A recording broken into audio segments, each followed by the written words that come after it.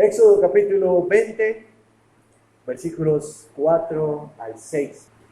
Estamos estudiando el Catecismo Bautista, la pregunta número 57, y estamos desarrollando el segundo mandamiento de la ley moral de Dios. Dice así la palabra de Dios: no te harás imagen ni ninguna semejanza de lo que está arriba en el cielo, ni abajo en la tierra, ni en las aguas debajo de la tierra. No te inclinarás a ellas ni las honrarás, porque yo soy Jehová tu Dios, fuerte, celoso, que visito la maldad de los padres sobre los hijos hasta la tercera y cuarta generación de los que me aborrecen, y hago misericordia a millares, a los que me aman y guardan mis mandamientos. Vamos a orar. Dios poderoso, estamos en tu presencia una vez más. Gracias por la bendición de estar juntos. Gracias por la bendición, oh Señor, de venir a este lugar para exaltarte, de venir a este lugar para dar a conocer tus obras. Edifica, oh Señor, tu iglesia, por medio de tu palabra, por medio de tu espíritu. Edifica, oh Señor, a cada hermano de manera particular para que pueda ser un siervo útil, oh Señor, en tu reino. Salva, oh Señor, a los pecadores. Salva a aquellos que están sin esperanza. Manifiéstate a ellos a través del Evangelio, oh Señor. Y permite que ellos puedan ver la luz de la verdad y aferrarse, oh Señor, a ello. Ayúdanos, oh Señor, a entender tu palabra de tal manera que la podamos obedecer cumplidamente y de esa forma ser agradables delante de tus ojos. Oramos estas cosas en el nombre de Jesús. Amén. Estamos en la pregunta 57 del Catecismo, que dice: ¿cuáles son las razones anexas al segundo mandamiento? Y el Catecismo nos da una respuesta que es triple. Nos dice que las razones anexas al segundo mandamiento, en primer lugar, son la soberanía de Dios sobre nosotros. En segundo lugar, su derecho de propiedad sobre nosotros. Y en tercer lugar, el celo que Él tiene por su propia adoración.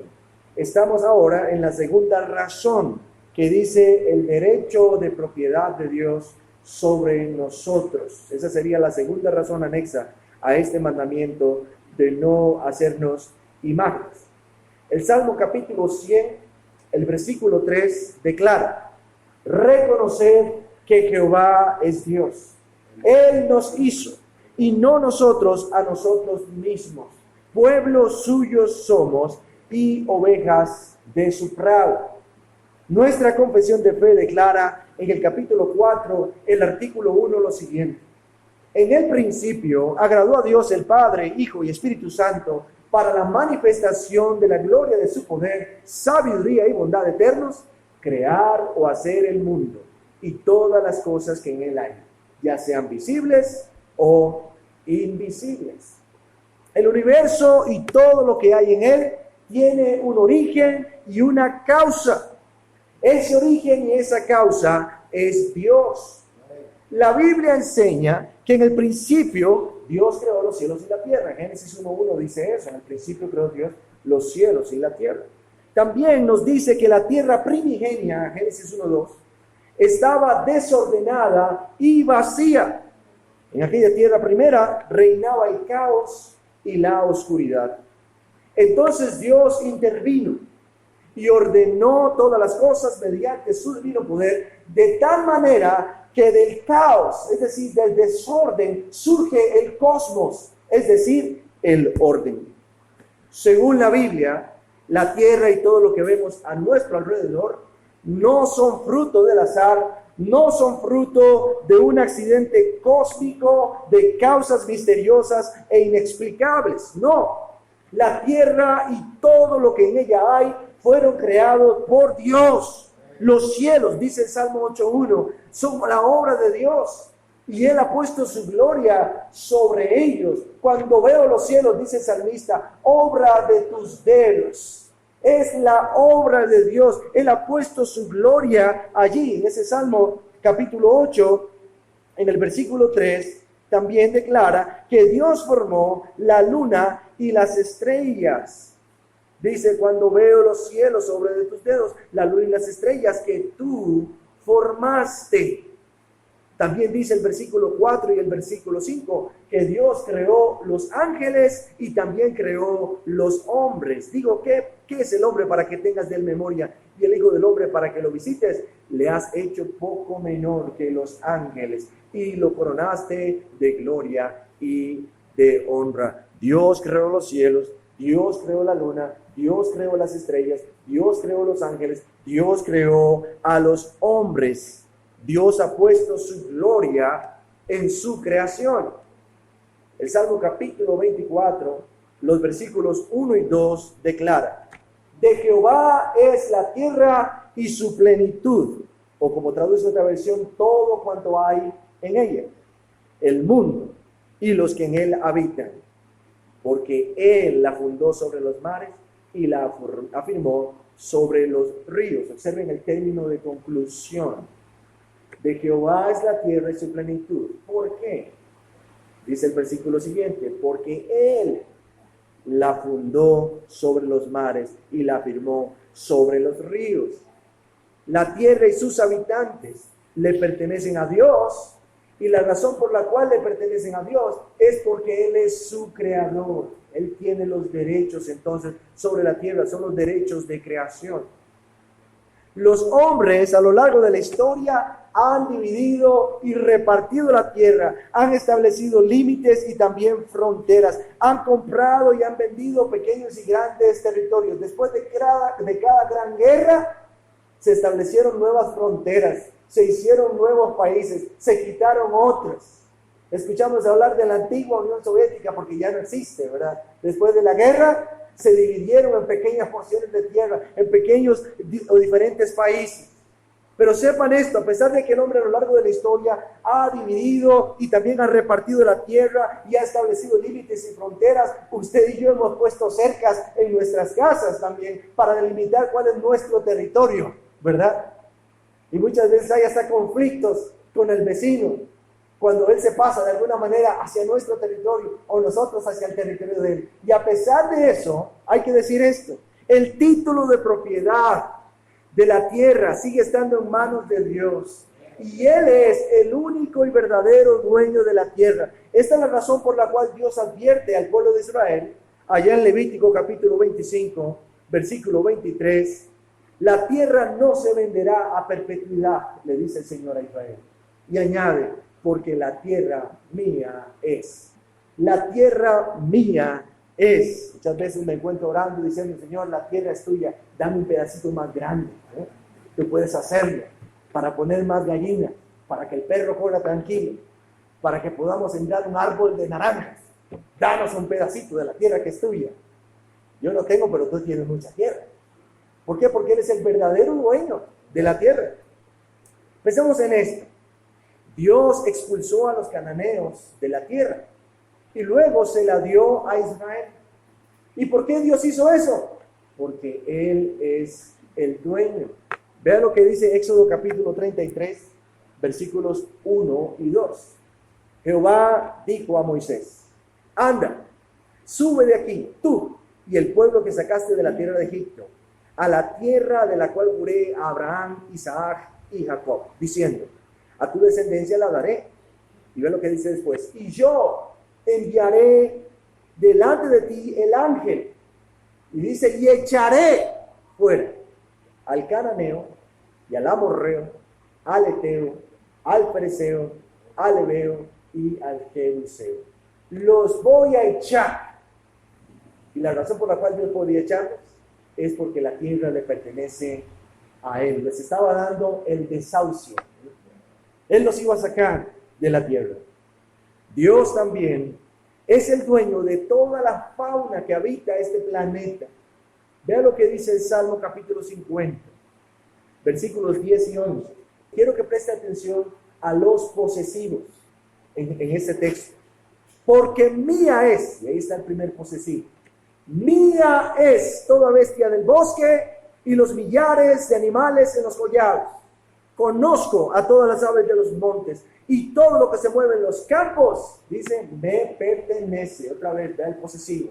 Mío es, me pertenece. No solamente la tierra, No solamente sus moradores, hablando de las personas que habitan la tierra, sino también todos los seres vivos que viven en ella, que viven en los bosques, que viven en los collados, que viven en los montes. Todos ellos le pertenecen a Dios y Él dice que Él los conoce.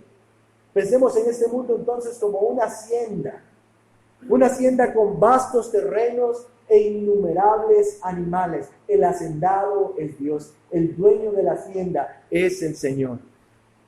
Ahora, esta creación existe con un propósito, existe para la gloria de Dios. Es lo que dice el Salmo 19 en el versículo 1.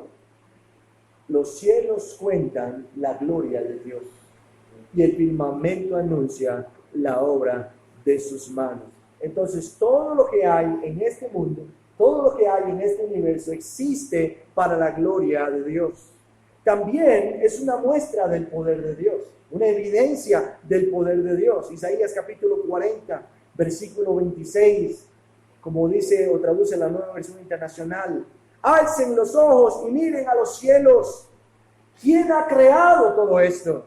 El que ordena la multitud de las estrellas por una y llama a cada una por su nombre.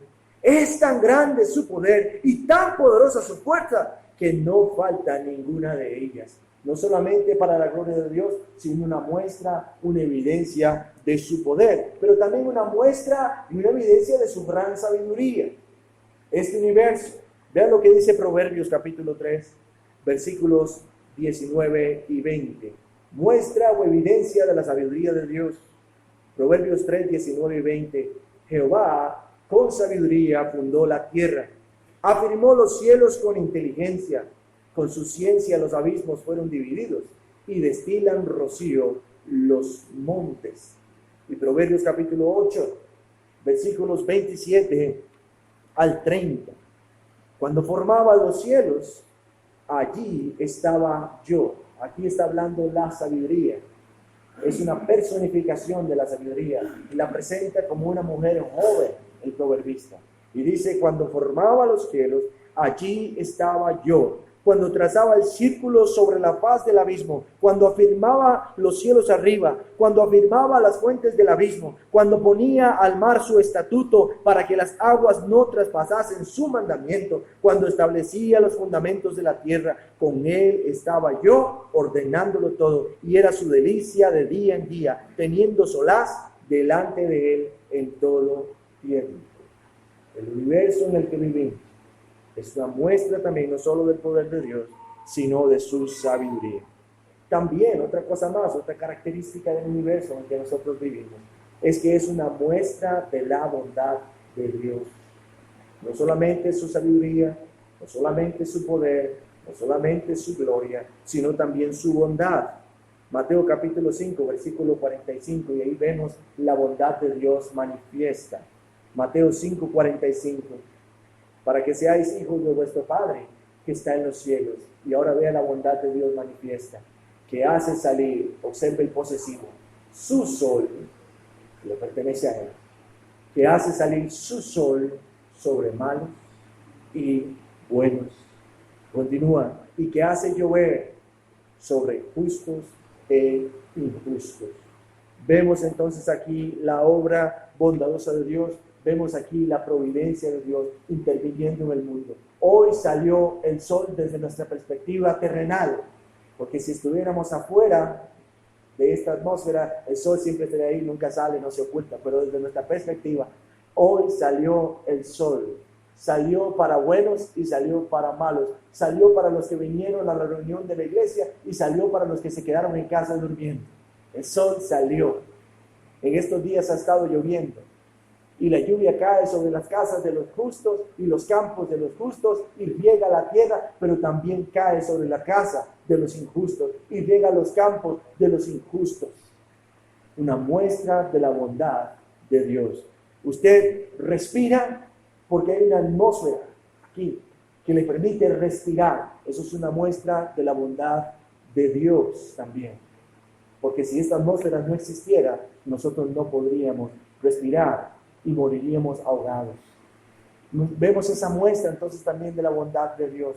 Usted come, yo como huevos todos todos los días como una muestra de la bondad de Dios.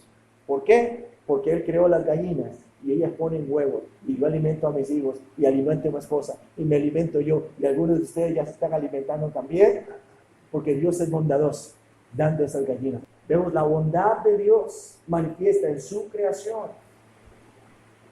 Este mundo es un gran escenario, entonces, donde las cosas invisibles, como dice el apóstol Pablo allá en Romanos 1:20, las cosas invisibles de Dios, su eterno poder, su deidad, se hacen claramente visibles. En este escenario en el que nosotros vivimos, vemos esas cosas invisibles hechas manifiestas mediante las cosas que sí podemos ver. Podemos ver a Dios claramente entonces, a través de las obras de su creación.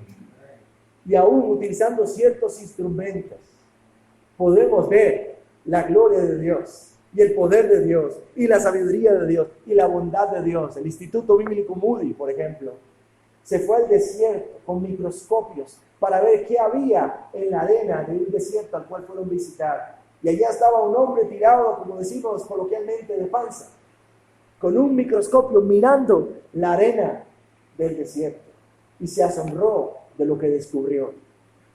Porque había flores diminutas, perfectamente talladas en aquella arena. Flores que el ojo humano no podía ver, pero que con aquel instrumento él estaba observando, viendo el poder, la bondad, la sabiduría y la gloria de Dios. El ser humano ha avanzado en la ciencia y en la técnica, y ahora puede tener imágenes de cosas que antes no podíamos ver, cómo se forma un bebé en el vientre. Y vemos el poder, la gloria, la bondad y la sabiduría de Dios en un bebé que está formándose en el vientre materno, viendo cómo circula la sangre por todo el cuerpo, viendo cómo se ve en nuestro cerebro, cómo hacen conexiones las neuronas. Y todo eso no puede ser fruto de la casualidad, de un accidente. Es la obra de un creador bondadoso, sabio, poderoso, que interviene en su creación y se da a conocer en su creación. Pero ahora pensemos en el pecado de los hombres, porque el pecado corrompió todas las cosas. Después de los hechos en Génesis capítulo 3, cuando la mujer vio el fruto que no debía comer y comió y luego lo compartió con su marido, y él comió así como ella. Entonces el pecado vino a colonizar el corazón de cada hombre y cada mujer en este mundo. Y por causa del pecado que gobierna en el corazón de los hombres, ellos niegan la existencia de Dios. Ellos dicen, no hay tal cosa como Dios. O ellos niegan la posibilidad de conocer a ese Dios. Ese Dios, si es tan grande como dicen los cristianos, es imposible conocerlo. Es imposible que nosotros nos demos cuenta de su existencia o podamos siquiera llegar a Él. Es como si una hormiga va caminando por allá y ella se da cuenta de que yo estoy aquí. Ni se da cuenta, ni se percata de esas cosas. Es el pecado en el corazón del hombre lo que lo lleva precisamente a eso, ya sea negar a Dios, su existencia, o ya sea negar la posibilidad de conocer a Dios, pero cada día su existencia, cada día su poder, cada día su sabiduría y bondad se hacen claramente evidentes en el mundo a través de las obras de su creación. Cada amanecer es una muestra de ese Dios, su bondad, sabiduría, poder. Cada atardecer, cada aguacero, cada nueva vida es una evidencia de ese poder. Cada vez que me miro al espejo, estoy viendo el inmenso poder de Dios. Estaba recordando un canto que cantaba, un canto realmente que evocaba algo bueno en relación con Dios. Y el canto dice, tan cerca de mí, tan cerca de ti, que hasta le puedo tocar. Y una de sus partes dice, míralo a tu lado caminando, paseándose entre la multitud. Muchos que no creen porque no le ven. Y dice, ciegos de ceguera espiritual. Y vuelve a decir, tan cerca de mí, tan cerca de ti, que hasta le puedo tocar. Jesús está aquí. Y tenemos la presencia de Dios entre nosotros. En el libro de Apocalipsis dice que el Señor Jesucristo, que es Dios también, la segunda persona de la Trinidad, el Hijo de Dios, camina en medio de su iglesia. El Señor Jesucristo está aquí entre nosotros. Nosotros no podemos verle, pero los ojos de la fe nos permiten verlo. Dios está presente en su creación. En Hechos 17:24, el apóstol Pablo les dice que el Dios que hizo el mundo y todas las cosas que en él hay es el Señor del cielo y la tierra. Él es el Dios autosuficiente. Eso significa que Dios no necesita de nosotros para existir. Dios no necesita de nosotros para glorificarle. En el texto que leíamos de los animales en los bosques, los collados y los campos, Dios les está diciendo, y está empleando una terminología antropomorfista, hablando con ellos, les dice, no necesito sus sacrificios. Yo tengo todos esos animales ahí. Si yo tuviera hambre, no te diría a ti. Pues Dios no tiene hambre, por supuesto, pero Él está hablando de manera coloquial con ellos, diciendo, no te necesito. Piensen en Israel. Dios no necesitaba al pueblo de Israel. Israel necesitaba a Dios. Y Dios escogió a ese pueblo no porque fuera un pueblo especial, sino que Él les dice incluso que era entre todos los pueblos el más insignificante. No tenía la gloria que tenía Egipto, no tenía la gloria que tenía Babilonia, no tenía la gloria que tenía Grecia. Era un pueblo insignificante y Dios escoge a ese pueblo para ser su Dios. Y ellos estaban necesitados de Él, necesitados de Dios. El Dios autosuficiente no necesita nada de nosotros, pero nosotros necesitamos todo de Él. En Hechos capítulo 17, versículo 25, otra vez el apóstol Pablo, hablando en Atenas, dice, ni es honrado por manos de hombres, como si necesitase de algo. Dios no carece de nada. Y después añade, pues Él es quien da a todos vida y aliento y todas las cosas. Él le da a usted y a mí vida, nos da aliento y nos da todas las cosas. Él es nuestro creador, es nuestro dueño y es nuestro Señor. Hechos capítulo 17, versículo 26. De un solo hombre hizo todas las naciones para que habitaran toda la tierra. Y dice, y determinó los periodos de su historia y las fronteras de sus territorios. Nos creó, nos domina, nos dirige. Y también este Dios quiere ser buscado y quiere ser encontrado, porque Él no está lejos de cada uno de nosotros. Hechos 17, 27 dice, esto lo hizo Dios para que todos lo busquen, y aunque sea a tientas, lo encuentren. Y luego dice, en verdad, Él no está lejos de ninguno de nosotros. Dios quiere ser buscado y encontrado. Míralo a tu lado caminando, paseándose entre la multitud. ¿Puedes verlo? Por los ojos de la fe podemos ver que Él está ahí. Es que yo no veo a Dios, ¿cómo puedo creer en Él? Sal afuera y mira el sol. Sal afuera y mira esas montañas que nos rodean. Bebe el agua que te ha provisto y date cuenta de su presencia y su existencia en este mundo. Este Dios creador debe ser adorado a la luz del Salmo 136. El Salmo 136 en el versículo 1 declara, alabad a Jehová porque Él es bueno, porque para siempre es su misericordia. Este Dios creador debe ser adorado por su bondad y por su misericordia. Debe ser adorado porque Él es el Dios de los dioses y el Señor de señores. El Salmo dice, alabad al Dios de los dioses, al Señor de los señores, porque para siempre es su misericordia. Debe ser adorado porque Él es el único que hace grandes maravillas.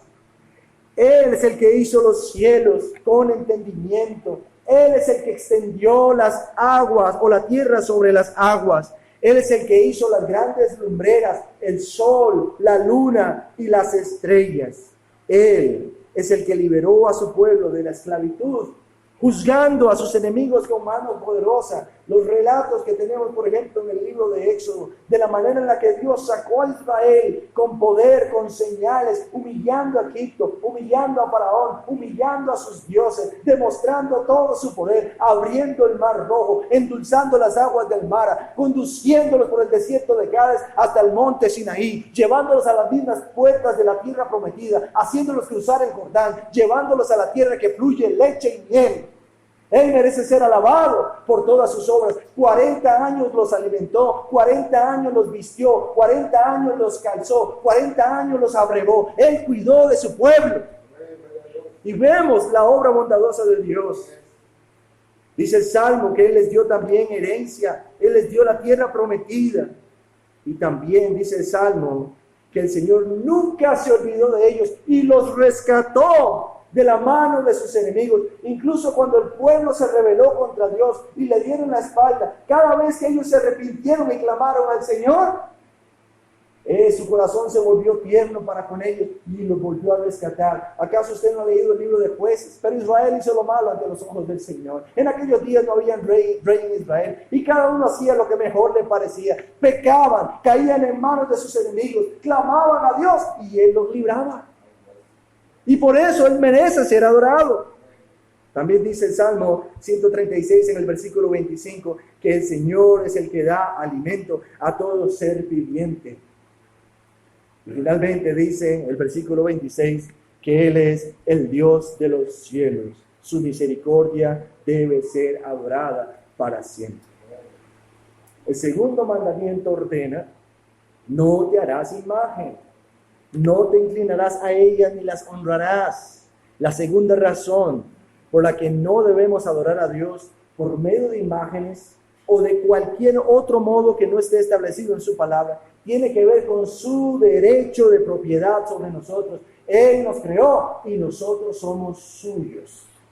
Y como Él nos creó y nosotros somos suyos, no debemos adorar imágenes, no debemos adorar menguando o añadiendo a su palabra. Debemos adorar como Él nos manda, porque le pertenecemos.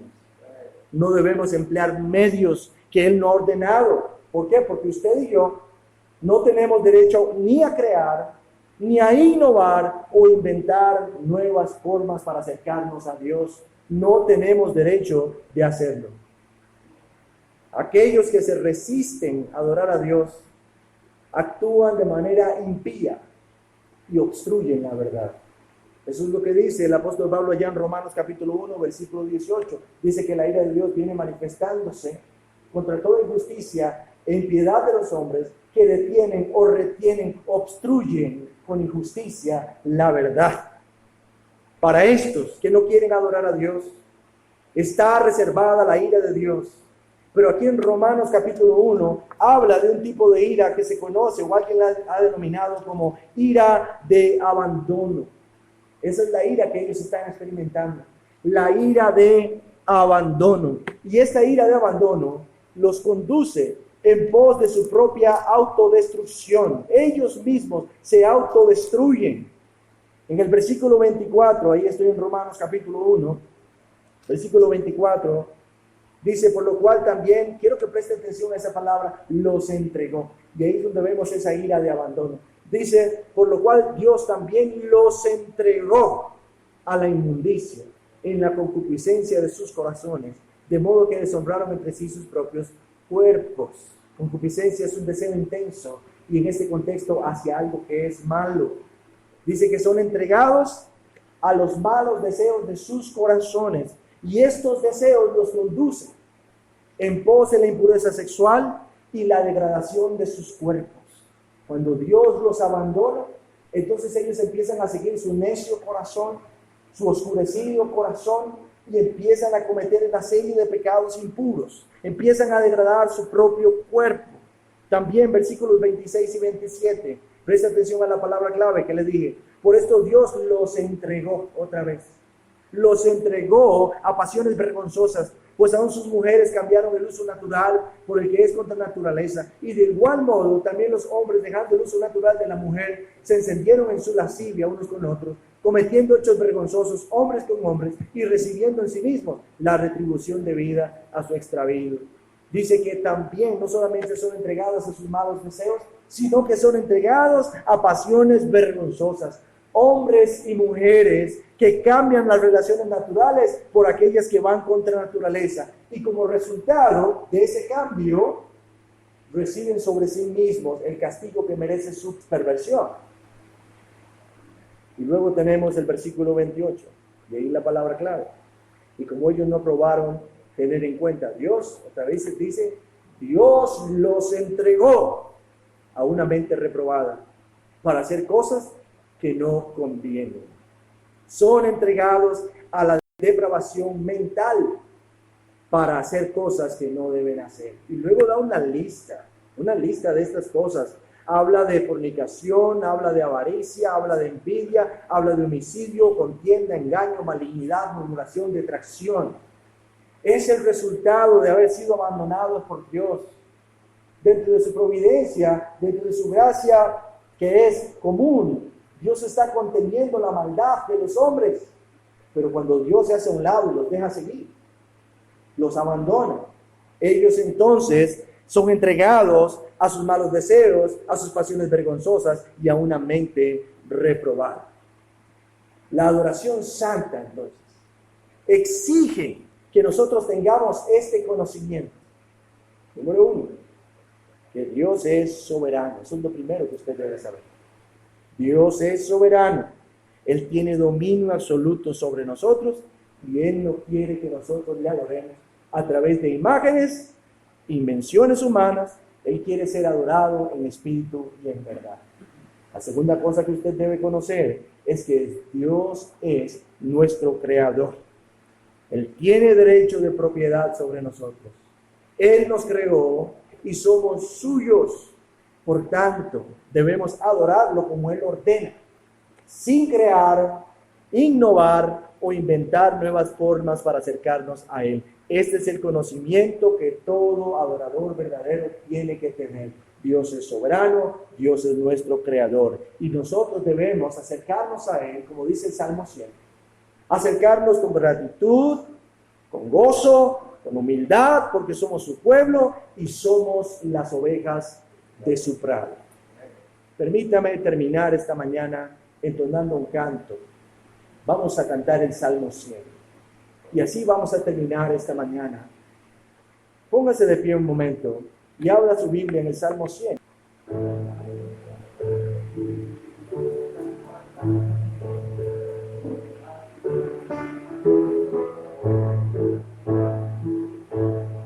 Dice así.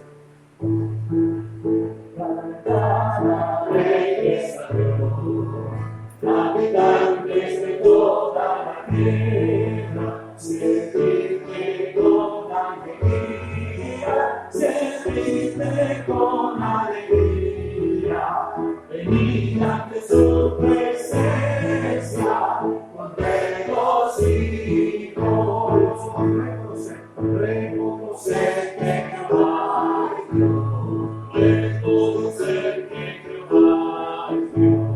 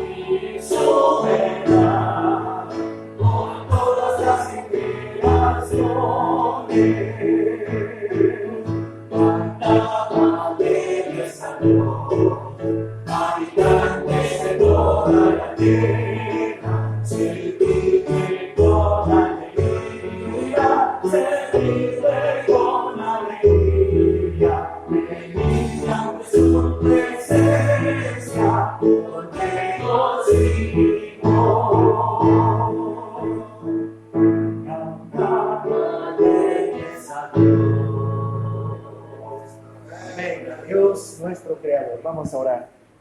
Gracias, buen Dios, por tu palabra. Gracias, buen Dios, por haberte revelado a nosotros. Gracias, oh Señor, por tu creación, que es un fiel testimonio de que tú existes, que es un fiel testimonio de tu sabiduría, tu bondad, tu gloria. Gracias, oh Señor, porque te has querido mostrar a nosotros a través de estas cosas. Pero mayores gracias, oh Señor, por Jesucristo nuestro Salvador. Porque a través de Él, que es la imagen del Dios invisible, el primogénito de toda creación, te has revelado a nosotros. A través de Él, oh Señor, te has hecho visible. Y por medio de Él también nos invitas a entrar en una relación de pacto contigo. Por medio de Él nos invitas, oh Señor, a entrar en una relación de salvación. Y yo ruego, mi Dios, para que nosotros no desaprovechemos esa oportunidad, que podamos aferrarnos a Jesucristo, la imagen del Dios invisible, el que vino para revelarte exhaustivamente y ser salvados por medio de Él. Permite, Señor, que este conocimiento, el conocimiento de tu soberanía, el conocimiento de tu poder creativo, nos lleve, oh Señor, a humillarnos delante de ti, a cantar alegres como lo estábamos haciendo, oh Señor. Nosotros que habitamos esta tierra, somos el pueblo de tu prado, somos tus ovejas, oh Dios. Ten misericordia de nuestros hijos y nuestras hijas, oh Señor, para que ellos puedan venir y afiliarse, oh Señor, a ese buen pastor que vino para dar su vida en favor de las ovejas y salvarlas. Gracias, oh Señor, por tu amor que ha sido derramado. Y gracias, oh Señor, por tu misericordia, por tu clemencia. Y gracias también por tu justicia. Oramos estas cosas en el nombre de Cristo Jesús. Amén.